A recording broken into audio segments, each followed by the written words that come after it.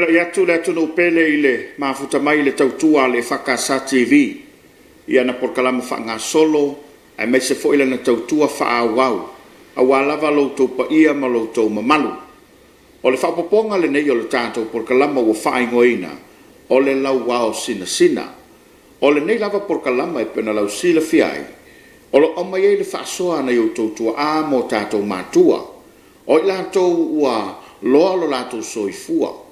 Ia i le ngana whaafai fie ua soifua matua. Ia e le ngata o whaafi tauli ai maise o lave na ui mai ei lo lātou soifua. Asa lātou fo i ti mai whaatangata matua. A wale whangala lo vaoa ma lo tātou utiro. Ma waile ava noa o i lātou sa i le ngādue ngā le tua ua malolo manu malo mai. O i lātou sa ave mawhaia onga leo fo mai. Ia poso se silava au o nanga sa tautua i le toro. Whape foi tono whianga malala whanga. Whaaftai e toi le tautua le T-Sun, Gravity Sign, le whionga whaafsuanga ma le whatoi a whale, ma le au o nanga le T-Sun. Ai lo mai le mai monga, le ua maua le neifa so ta inga, ia ua loa fo i teini, ia ma tausa i li lava avanoa, ai whaaftai avanoa o saunia e le tua. Le tama pensione, sunga le toina malolo manu malo, yo sia e vile, le ua maua le tātou so ta inga, o loo mafuta mai o ia i totono lo na atunu, le state of Hawaii, ia a le tātou te inei Samoa nei. Manatu la le tama, ia ave le tofa, whaeva le tofa, wal tapo inga le tunu ma le kāne sia, a o le itala mea wha solo ta wha soa, ne whiawhi malengang wha loano. Whawhitai i tapu ala, ia e sisi ale whamalama inu ese, e pei o le tama sayu tā, ma va i atu i le atunu moni, ia o ia ile kale sia pele. O le kale sia fo i fa vai lunga o le atunu o tupu matamali. Ia o le mamalu ana o Samoa. Ile mfai lava ona avea e tu maulava. Fa talo fatu. Ile pa ia o le atunu o le pa ia fo i nao malo. Ia mai se fo i le laulau o le fontele. Ma le mamalu o le kale sia Samoa. Fa vitai tato whelua nei tai ao. Fa vitai o manuia. Lau sunga tapuala e mesi foi louto ofisa ta dalo fatu. Ya, ma lole lange ma lole malanga manuia. E wilava ma to talitonu ua fa maluifo ia le fa noanga e mesi foi le apongsa ona ole mafutanga motusia fa fose i maletina. Ai ma to talitonu ya electo said watu. Oil tangata le tua ia o lo fa mafana fana ina pelo fina ngalo ai fa fo ina lava lo malosi la mato matau malo le soifo manuia manatu la lea ia tama au maia ia lo fina ngalo o e tau manatua le lo aso soifua fa pe fo ia le no fanga na e soifua ne ai ia mana yo tua a ia wa fo fa fonga ma wala tatu tudo ia e a matai le ta fa tala noanga ile de ia fefi malanga fa no Whawhitai lava tapu ala. Ia, o lo tama o le. O le oa o mārua mai sa futu la whai. Ia o mai nai ili. Ia o le maotal na o tama lo tu mai. Sa la toa. Na usu mai le tene a whakasi. I vainganga. Whanga vai usu o le ustandi. Ia o mātua na o lo tama. Ai le lope pe ese taimi o na. Whamatala atu leo lo tina a wai eile me maali e ni tupui. I le tamasawai i lea. Na whaiwhi au ona mātua i. Oi nei u le awa o male. Ma le teine vainganga le whanga vai usu. O le lua afe iwa se lau se fulu. O na olo lea i le aonga whamasani sai papatea. I manua o le aonga la mosa. I ona atu lo lea. Whanau aile lo tama i lea whaiva sa lau sfutasi. O le tama manua lai, manua tele lo tama, na whaingo fia i fo i ona o mai mātou i le nei tu o le lalulangi. O lo tama na, o le a o maalua i o le whaifi au sa vai i a nau sungafa maile i le teine o Te Wila Roslyn o whangava yusu o le ainga lau Stanley. A o au la, ua saunelo tama e no wha onga ilona ai ngai vai nganga. a o lo fai au ona matua I tanga I se vai. Ona tuli mai leo le tama se vai le sau e nofo I le toi ina la leo, toi ina whangava yusu. O la ulu tio Stanley. Ia, ai sau whamatala fo mo sau tama o. Ai le a toa sona sfruona tau sanga. Ia o tau tala titi fo u fia fai teine. Ia, ele anga ele lo pe tele tam sa vai fa penata tapuala ya tato. O se fa tu pulanga. O le fai rola o nga. Ia o fai le teine. Ia ma fai poi ya. Ma le teine le teine o preaching. E tua oi le ai ngola standing ma le preaching di vainganga. O le preaching le no fotonu e. E no fotonu e asio te le e fai pule mai I vai lo le atinu. Ia wa le te wa o le tama fo la Stanley. O le fai ala la onga. Wa alu le to wa tulista ma se vai le ta el toina. E fai le ma uanga. Ia o le mena na o fana wa I tapatapao. E se lo mimita lo nu o tapatapao. Maunga o faleata. Ia na o fana wai. Ai mana tua la tapuala. O le fitu le o fana o lo tamai a tau. E whāteine mātutua le si I lana teine a whakasi la lea, o leo preaching. To e whai po ipo malo tina. E lua teine, I ona fitu lo le ia tau whanau, ia malesi vaianga la iti. E fitu la whanau, o la ea fuafu utai, I tapatapa o le tam sa vai lea. E tautua le matai leo, o lona ainga, o le tuangane o lona tingao. O la ulus, sio, o le whaalfio ali o whangava yusu. Ia, ai, langa leo o tau o whamatalanga I teine leo lau preaching na nofo whaatasi nofo mo tamasa vai. E toa whāteine mātua O le teine la le muli Le matua atu ia mātou. Na whanau tonu ai teimi o le whaamati. O le ala e olon tina ia pia I le whaataunga a whine vainganga o le whaamati. Ai le o tu le pepe le ai I toina le o la usioma. Malon faltua wa alu le aso tangi ala alu le whaataunga. Ona foi mai lo le o le whaataunga. E o te atu le toina I le lo matua le o whawhawhau. O le teine o whawhawhau preached Ia alanga la o le teine le o le masanga. E loto whamasanga.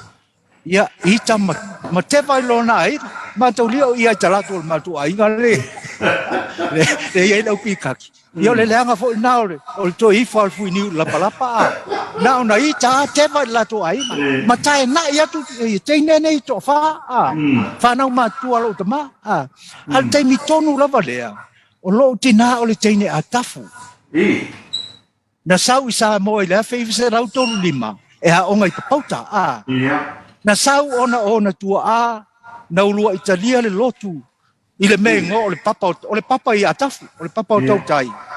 Wa luatu le lotu o le Italia I le nuu le pito mai o whakaofo. Ia whaale le lo va lotu anga I o e valu I tu rae e luatu le va I pito mai to lau I atafu Ona Italia ai le e tua o le teine le me vai la nana mai e tama ma teine. Ia o ngai le ngalu nga whawhai au ai leo o tu e tafa whao I vainganga I le taimi tonu a leo o la ua tewa le fine a whakasi lea ma avela na whanau ia popo I loa e le tamasawai lea le teine a tafu e la e tutupu mai ei mātou o mātua na o le tamasawai ia ma le teine a tafu Ia, to e wha popo la te isi tapuala. O le usunga mua, ma le usunga le lua. Sa tautua mai ai utailo nu o tapatapao. I maunga whaleata. Ia wal sa o matua inga. O le matua o se yuli o le whaatfia o le. Ia, mo ila. Sa e soifua ne lava lai tapatapao. A whela sa e a onga whaifi au ai mai a onga tūlanga luai ta ma vātu le. To ina manolo. Whawhetai. O taimi ia ua whaiwhi au I lo mātou nuu songa I miti tau o le kalesia o le toi ina o poasa teo ia o le toi ina na o le toi ina o le tuspa ia o le toi ina fo i o le nganu sa ta whaitau pi ai ia ma o ngai le whaiwhi au ia e tele fo I le e tele le tamau ainga na tamau mai le to ina ya a o taimi ia ele ileva tele ona fa tule na onga le vai singano mo tamai tila ite tato ia na mai le o matou e fa onga i vai singano o pule ai le to ina le na le fa au i fiti o mai taimina o le 5 iva onu sfulu ia fa solo to ile malu fo sana o fo moana fo tu ile ono tasi ono lua pule el to ina sale mo komisi Miss Ferrimo ia wala foi tatou asu elo fo tu ina aso ia pe ia o uma onga ia ai fa solo to ile anga i Saint Joseph ia o inala ile ono fa ono lima ono sama o ngai ma sto ina walo tu o pisa i sai tia ao fai au na matu i sai mali mau ile au lotu le ole to ye nei sanga sainga ta ya tu ole fa sa vai moso ai ala sama tonu male mal tamale o pisa i sai la mau su e malua al taimi le to alua sfulu lufu tasi o mantau sanga ona masu e lo le ile ono fitu ia mama hawa i lava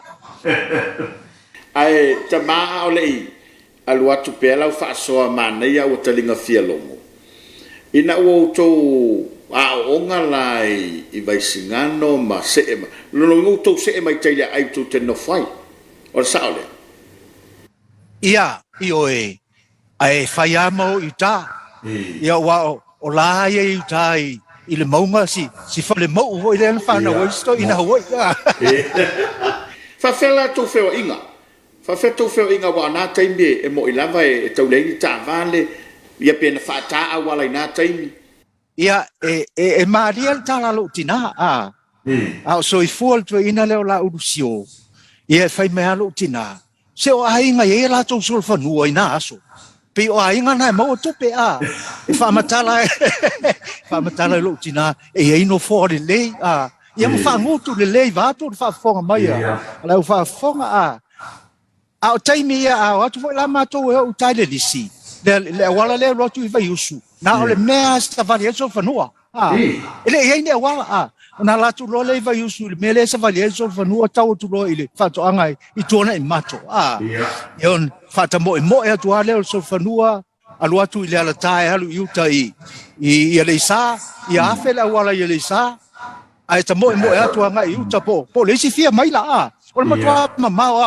o no ostama e fai si mama pe a foi na mama ai sa vali lava ia ai ona la ma tu e sol fanua ia o nasa fai ngo fi ai o ma la o ma tu taimi ma te o ai tai le lisi fanua ia o mai sa avenga fai ia po sa avenga talo fo ai man tu ia ai va fere le lo tu malanga mai o taimi o le onga lai no foi tai le ai o taimi na ta puala o le 5 iva fa solo mai le on si fulu o le sa vali ai le onga e sa vali so uma ile onga tai ao fiaf ia man to foi la o le taula lata ma to ia pia tamai ti saina tu amua fale ula e sa vali mai foi la to e o la onga ia pia ai sai ai le taimi na ia nai ali o matou nu i kai le aingo lau kauli sa ave loli leisi to inai i loli pa viti ai ave loli leisi tama au kauli i loli el to ina le uta i tu ato ia tu sala o loli na e saulo i tai sau nga tai il falsa ia tama mo e ma to filosofi lunga loli e se fe na sa mali pia il tai au ia ona ma to fa nga ta na so ai sa pe o me fu sa vali la ia fa fele tu langa fo ile wa le vai taua mo ma tu e mo moli fa nau ma ave le be ai le ta o le lunch ia ma be o pena e fa felo tu te o manuia tamai tine ia so tapuala o ma to aso ia elanga e la o le lei o le atali o pasa o tamba ngoi ai sama ai ma tu atu la ia le uli ia tai pe o siali o tala lele na to ina mai fo i e matua tu taimi o matua o ngai malo fo ia o fanau la fai fe au na taimi te puala ai a te le se lo fai le ato se lau tala ai mau tino al fanau la fai fe au o la il si speni fa ta o fa la o pe asa valita au o le telefone yo si aso ele lo po la sa to si na saka misiluki mai le po e inuti ai ta au o tele i vai i lo matua ai ngo fa kau se poloka paka a maua falao e lua i tai au. Ia o kama vo lea manifinifi o se pata sispeni. Ia o le mena na inti ai. A fo ia tu le onga i le fiaf. Le munga la. Ia atu fo e. Ele ia ni mea ai wa laki ta maiti o ne yaso. A taru atu fo i Samoa ma vava ai ta maiti. Ele ngata o le Avery Lance. To e vatu e ma le lima tala ape e se si mea. To e pase se pas. To e fatari mai mea. O mātou aso, e tau wivi mai le tae ao, usu le tae ao, tau wivi mai le la pe timu, e o ai le onga ia pia E whawhele tō wāma, ma leo whai ngā ruenga sa ngā rue inu, le winga whamtalanga i le vale le o ngā sosa, ma le o ngā le whai au, na whawhele nā taimi lau tō au ngā tupula. E le iai ni whawhitau li stele, awa e le iai ni mau mea ua whaaso e sai nei ona po o le TV o telefoni ia o nā taimi o taimi nā o le e a onga mātou nei i le maa fo i lea o le ta o le onga le whaiwhia o le onga tusi maa ia male o le maa malo ia male mea nā o le peni e tusi e le maa e le iai ni whawhi tau le stele ai o se mea fia le tu o mai le onga o i taimi o le aonga le whaiwhi au peo tau wheturi oe le aonga le whaiwhi au to ina fo e poasa ma le lo matua o whalsau sa ta whaavae mai ai lo tau langa o ni ta maa ia ia alko inga whailanga pea au se toe ina e whiwhita i le kālesia tele au to tonu lava o le loto i whale i lata wa ai atu whaatama i titu o ni mātua alolofa na whaavae ai lota no to soi fuanga onga fa pena foi lá e vai singano malo fo sa le ai lava ni fa fita u di tele pe no fe ngai ma tupulanga i nei ona po pa wale me sa foi la onga le ai foi se o langa foi le pe ona le mai nei aso mo ko ka le kikele pa wale me sa ai o le fai o me onga mo ai fa fe ya onga ia wa pe o te whaalongo i nā taimi e fue mai e le whaia onga to mai to e fue mātua pe a whaalongo tā ia e pe sa fue le ono le alofa whaatusa le fue le ufo le taimi le rei o le whaale i le lava tongi e tā ilu lo le tamaititi io sa iai lava whaia onga whapena ia ai ono stama tapa o ia o stama e usitai ma whaile lea na mea vai le lea na mea onga o nai le sasa inata ita is whaia onga i tai veisi o atu fo i maru fo i whapena lava pe o tātau sasa mātou ina o atu i marua ai sasa la i le vai aso mua ho le onga i lo sasa la kanga e whawhele lo tō mafutanga mana i o tua a wae e gai nisi whanau e soifua mai mātua e o te mare tai hau e poa o te ono le alofa i o nisi mātua e le tū whaua e fue e whawhele o tō whawhia ngai mana i o tua ia o te iloa i le mātua fo i tūpuranga ia e telea ina tutusa o maa inga ia o le sasa lava o le sasa lava e whaatonu ai e le ase e se tangata matua ona e whaalongo i nei aso e le whapena ui mai le sasa ia e sa o ngā lava e tele tangata na i ule leilo lātou soifua e pei fo o taitai o te loa e fo i steimina na te salu lima ai ia e sa o ngā lava fo i le nātou puranga e pei o mātou i lautou mafutanga ma uso mautua whawhine i au te loa i al tangatai e whaitama whapito i elto ina malolo matua e lei whapena lautou au ngā tupula ia masalo e le ai ai le se me va pena tupu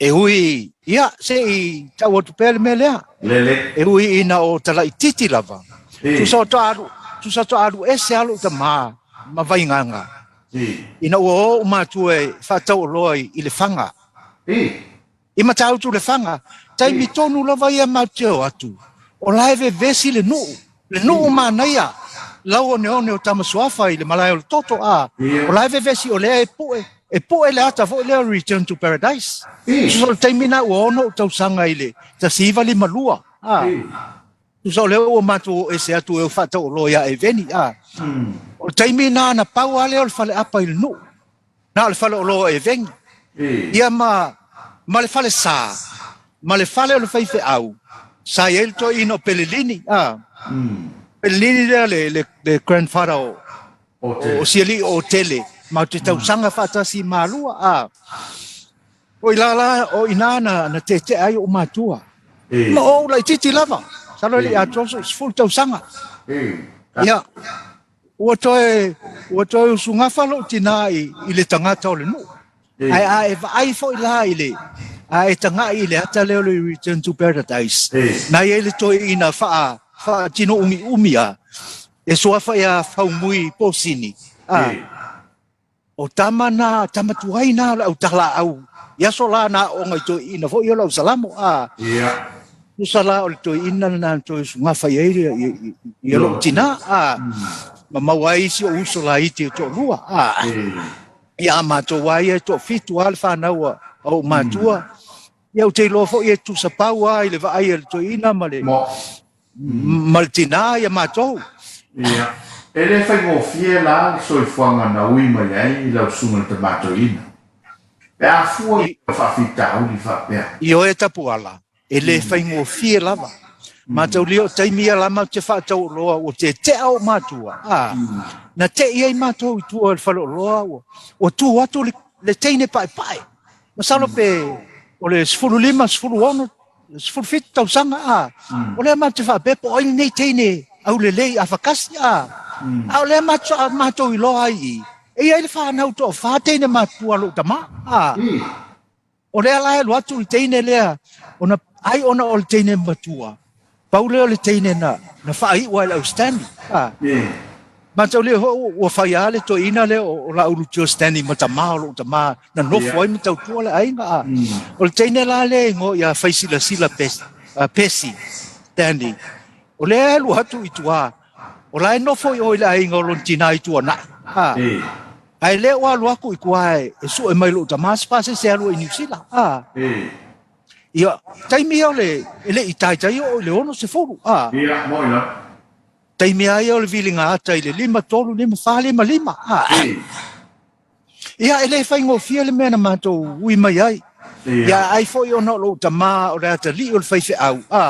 Ia, o le kamasafa kula fai. No fuama tausi. No fuama tausi matou. Ia, o le matou toi foi mai la le matou ai ngai vai nganga masalpo le 5 valu. Ia lena le ai ele toi fai se to lu o matou ina ai te o toi mau le lana nga luenga e alu e fa tau roi fale apuna ia lena o masani I lau malo le tau roi o kamo pekelo ba tu le sua famatai o tata vao o le o te lelo e a petelo po le mafu anga lo ne suafa ai leo te mafau I le taimi le na tu ia il va tau Amerika ma tau le na tu il manu Amerika a mata tu ai fangaloa o ya nai I manoni ile no po kai minga ma so lai ko inga fala ma fa ma ta va le ia le ma umel sua falta male o le ono tasi ono lua ono tolu sa ma fata o ai fala puna na sa o masani I stama o petelo matua la titi atu ia tau ele sa no winga o fe lava fenga le ngai show tu ata mai tau mafai alu ma ave o to ia ele sangatonu le leifo le fitalainga ta vao e sa mativa le tunu le ai o taimi o ma fatau loa sa faile ma fu mata ia le fo pena fai se fu mata ta vau daul ma popo ma o kaimi nga si pengi le papa falau a koki wa falu lo koki sa ma fatau loa ai ele i mativa le tatu o tunu sa tele tamau ainga sa le tele tupe al tamau ainga ia le tu e pe tala nai fai atu ile pala o mātou i whunga whai usu e tamau a inga whawhetai ile isi uso ia le atinu paumuina ua ta lepe le wafu nān tau whai usu o le mea o iai le tamau a inga wafa le ata e tēne tamau a inga tai whare o tau pe a fua iai i lo tu teimi io e toe ha o so umata te soli tungane tapuala eli ipo ia ma popo pa limango il fana e o tai fiu e fail tamau ainga ai pe o le tala ta va ia danga o matou fanua i vainga ngai tele me apa ia sa eli fo le ava mamato o tai muli nu talatu muli nu lai e esi tamai motu la le motu amu o tele lopo la me fa ngoi o motu o mataafa o ina fo ila ia mo ana te tele ai lua iuta ile alo ia o ina sa mato to foi faiva ma tele tamau ainga fa fetai ile malo fo o le faia le wafu nan tau fai e fa le anga ile tamau ainga e tau si ile ia le ngata o le mato nu o fanga va yusu ia a fa le ata fo ima te mangu le ko mo ia kui moi la ala sau matau ina taimi ia tung fa lenga o ainga ma ua so fale apa po le mea la vai e no foi fale a folau le tunu ina taimi a o titi mai so ifane tono le fio le ai ele ia in fale apa tapua le taimi na ai foi sa tasi lava o mato foi ai ngola o aftas au afkasi sa le ai o le toina le o la ulu Stanley o le kamu tal toina sa ai lona fale utu poto tele ai i tonu o le estete le mato o Stanley toi titi ape o fale o fomuinai i le perlo na fainga e fonga fale lua ia ai sa ato lau ma fale ele ia ni fale tele e pe fala o tu ele fanga na pau al fale apa o fale o role sa matu ia le ai ma se fale apa il no atoa ia o taimi o le limas fulu le ai e pe to a maton ta wo tanga te New Zealand